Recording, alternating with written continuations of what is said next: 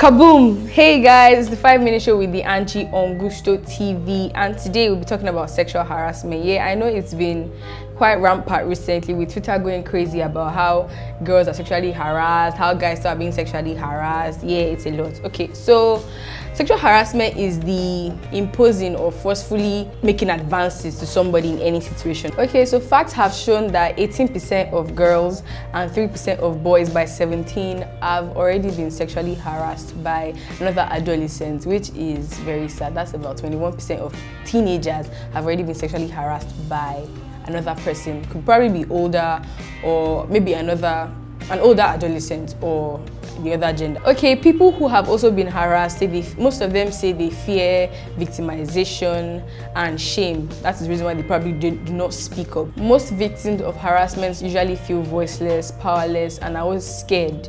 It's usually after the incident they tend to suffer from this. Somebody might have been, it could have been a stalker that could actually harass you. You might not know who it is. Most people who are raped probably has started from some form of harassment, because I feel like if you are being harassed, it's a lot to say it out, but then you can't exactly escape the fact that you tend to now start having a lot of mental things going through your head. You replay the incident. Some people never actually recover from the incident because not everybody takes things the same way.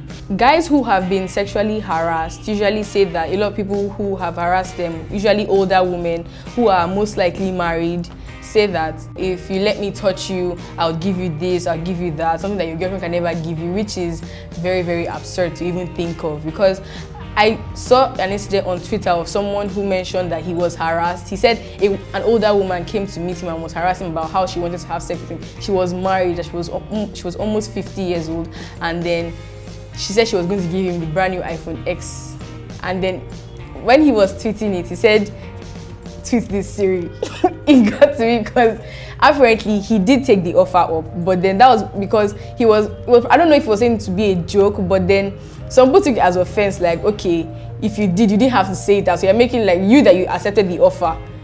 What exactly are you trying to point out from this? You accepted the offer is different, but truth is harassment in any form. For girls who are being harassed, most of them are usually from their uncles, their brothers, because I see stories, watch movies and documentaries that you have younger girls of 13-year-old, 14-year-olds being harassed by their uncles, and then now you can't exactly conclude, but possibly why some older adolescent boys molest or harass some girls is probably because of peer pressure. If you think about it, maybe they probably have the pressure from their friends saying that, okay, you're a mommy's boy, you probably haven't done anything, you are still innocent, that us, our eyes have opened, we've seen, and then you have that pressure to fulfill all justice or to put it down to those boys that, okay, I'm not who you think I am, I'm not weak, I'm not a weakling, and then you have these guys doing this just because they're trying to impress their friends, in quotes, negative influence actually.